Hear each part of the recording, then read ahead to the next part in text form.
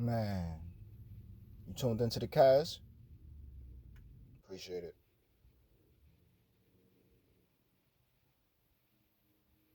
We need to hear from Cody. I don't think it's fair that they're gonna talk like the backstage part with The Rock. Like I think they can build that. I'm not sitting here harping on it.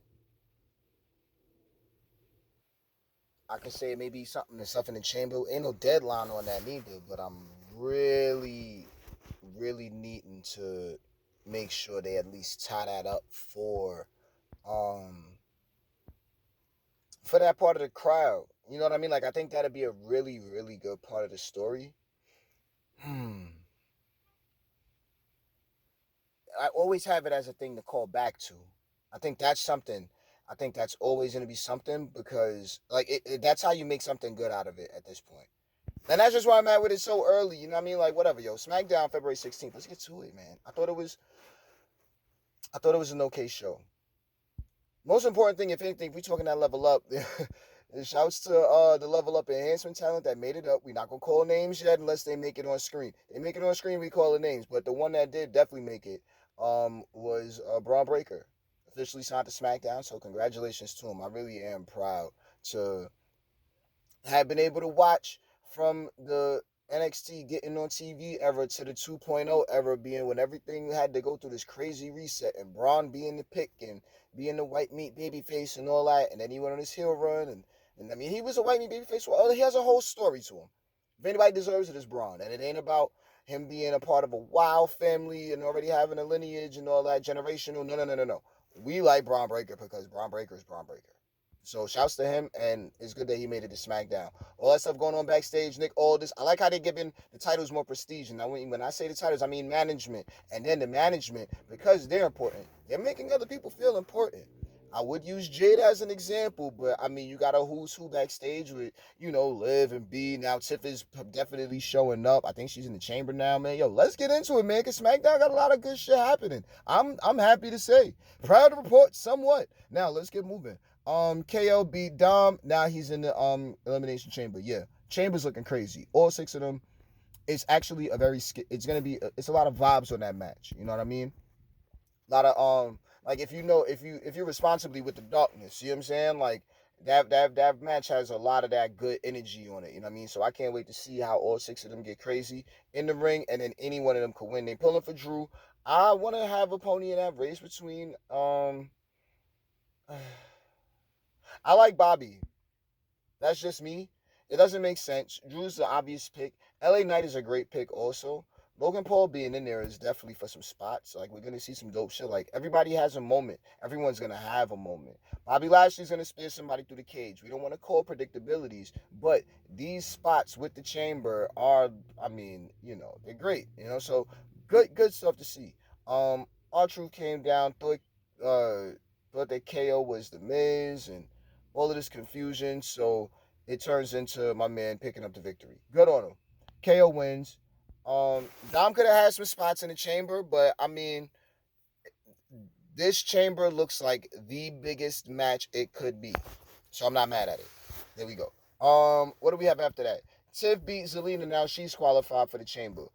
Um,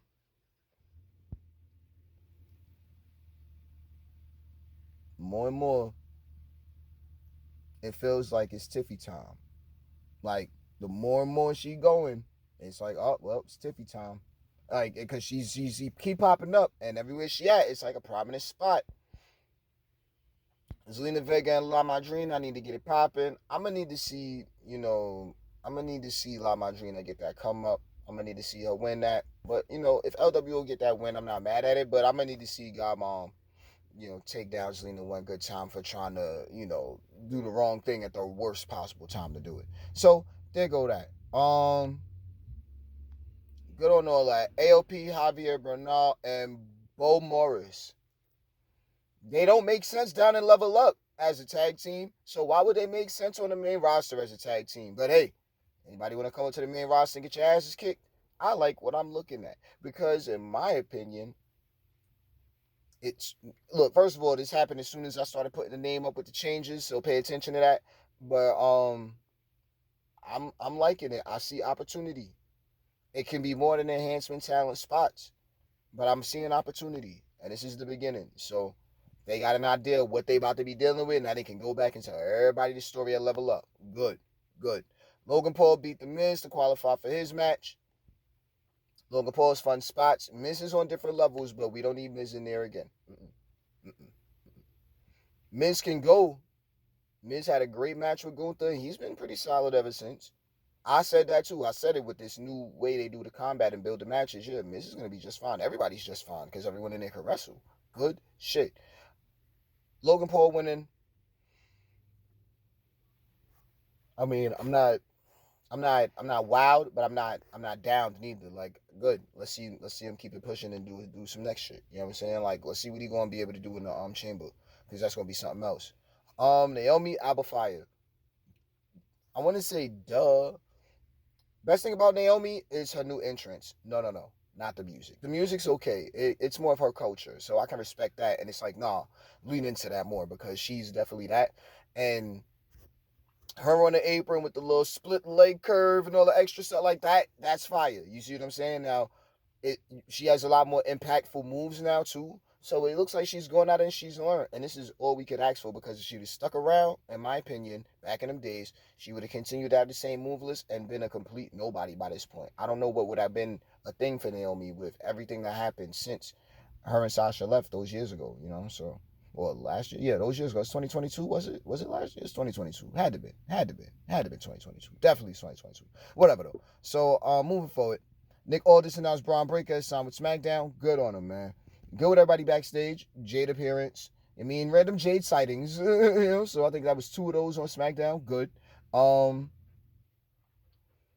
got people, around my camps be talking that, I need to see her and Bianca go at it. I understand that there's star power attached to it. That's the best I can give it. Whenever they ready to give that, do that. But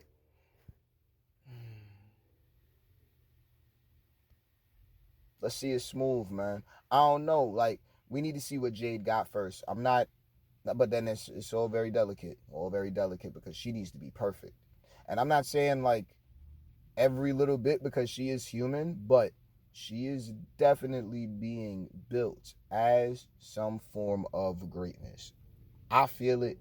I sense it. I've been saying it, and respectfully, she has a presence. Just like everyone has noticed the pivots in the community, the audibles and the hot routes. Yeah, all of that, Jade Cargill has a presence to her, and it ain't just the fact that she came with a whole resume. You know what I'm saying? So there's that. And I like it. I like looking at it. I like looking at Braun. I know everybody's about to go crazy over that. And now to get to the more important stuff, because Braun's here and we have all the faith in him in the world, but now The Rock is back. Okay? And the bloodline is complete. Low key. Like, all of the elements are in place. The conditions are being met. Low key, Jay is in the best position here. Everyone is in good position, but Jay Uso is in the best position. No question. Like, it was nice to see him and Jimmy do that at the Rumble, but no, now, whatever direction he goes in, it's going to make sense for him. I like it. I can't wait to see what Jay Uso does with it. Even if he doesn't join up, even if he doesn't win the IC championship now, because the bloodline is a united front, for real. I mean, now, when we move in the next year, but for right now, I like this dynamic. Like, you look at the family tree, and then The Rock put up the thumb just to represent that line. You know what I mean? Now you can see opposition in it because it's an opposable thumb as opposed to a finger. But I'm seeing the same line. I'm seeing that family tree lineage. I'm seeing that brothers bound by blood that he's speaking on, man. I like it. I like it. I mean, it means something, and it's been going on for so many, decades and generations now. Maybe it's just me and following these guys for a while, but I really have a level of respect. But I wouldn't even say following because I don't follow any of these guys on social media. Well, I follow The Rock, but he, it's a whole nother vibe. Like respectfully, like I enjoy looking at it, and it was a good image. You know what I'm saying? It's Rock should have been back a little bit more often throughout the years. That's the most I'm saying. He still was coming back though, so that's why this still means something. And then even while he was gone, there was no question how he was representing because he never stopped being The Rock. So with that, good, good, good. Solo's there. He's the heir on that side. Now we got Jimmy. We got motherfucking Paulie. What's Jay gonna do? Are we gonna bring a girl on board? What's gonna happen with Naya? Is Elena coming to join the block? Because if Elena joins the bloodline, it's really over with. Like Judgment Day, good night. See you later. You see what I'm saying? So, I mean, I'm liking it, man. It's seemingly unstoppable. If Rock wants to go against Roman Reigns next year at WrestleMania, let's go through a lot of the storylines this year and see if it's even going to make sense to go that route. But maybe that's just me and the ego wanting to see a really dominant faction. I mean, I was hearing talk about Triple H coming back around on his levels. Oh, he's jumping back in the ring shit. Representation, maybe for Triple H, be Randy or somebody dope like that. The game has come out. The game has already spoken. That's how I feel about it. Now, so far as the bloodline and the rest of the storyline goes, we're going to see what The Rock does with it with his team. So far as the rest of it, we're going to see what Triple H does. And then I feel like everybody's going to be able to come together and maintain the super unit that is this new administration of WWE. That's how I feel. So, ensure you do all of the things to ensure you know when I'm signing on again, so then we could kick it some more. Yeah?